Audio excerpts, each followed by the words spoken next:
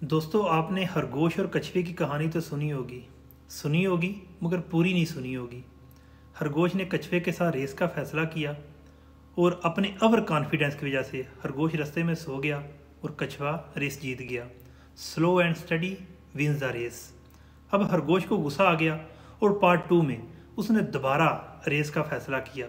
अब जैसा कि खरगोश अपनी गलतियों से काफ़ी ज़्यादा सीख चुका था, इसलिए रेस लगी और खरगोश रेस जीत गया। हमेशा गलतियां होती हैं मगर उनको दोहराना दुरुस्त नहीं होता।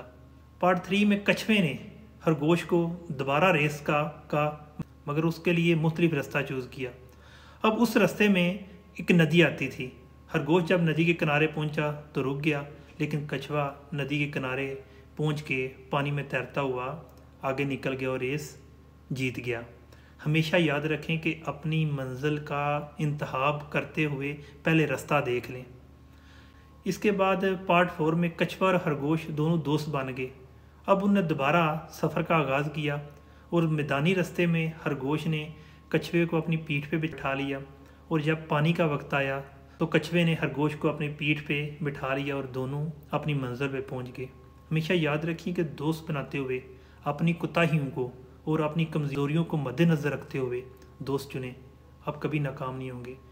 इस कहानी को आप अपने सियासी जो मौजूदा पाकिस्तान के हालात हैं या सोशल अपनी लाइफ या बिज़नेस पॉइंट ऑफ व्यू से आप इसको मद्देनज़र रखते हुए अपनी ज़िंदगी का फ़ैसला कर सकते हैं। याद रखें कि इस वक्त जो मुल्क के सियासी हालात में सिर्फ़ और सिर्फ ये अगर हमारा इंतखाब ठीक हो जाए तो हम मुल्क को तरक्की की राह पे गमज़न कर सकते हैं। हमारी सोशल लाइफ में भी हम कामयाब ज़िंदगी गुजार सकते हैं और बिज़नेस अपॉर्चुनिटी में भी जब बिज़नेस बंदा करता है तो slow and steady wins the race और अपनी गलतियों से सीखना, उसके बाद अपना रास्ता देख के मंजिल का इंतखाब करना और हमेशा अपनी कमज़ोरियों को देखते हुए कोताहियों को देखते हुए अपना दोस्त चुनना या अपना लीडर या हुक्मरान चुनना आपको हमेशा अपनी ज़ाती लाइफ, इनफरादी लाइफ, फैमिली लाइफ और मुल्की सतह पे आपको कामयाब कर सकता है। फ़ी मान अल्लाह।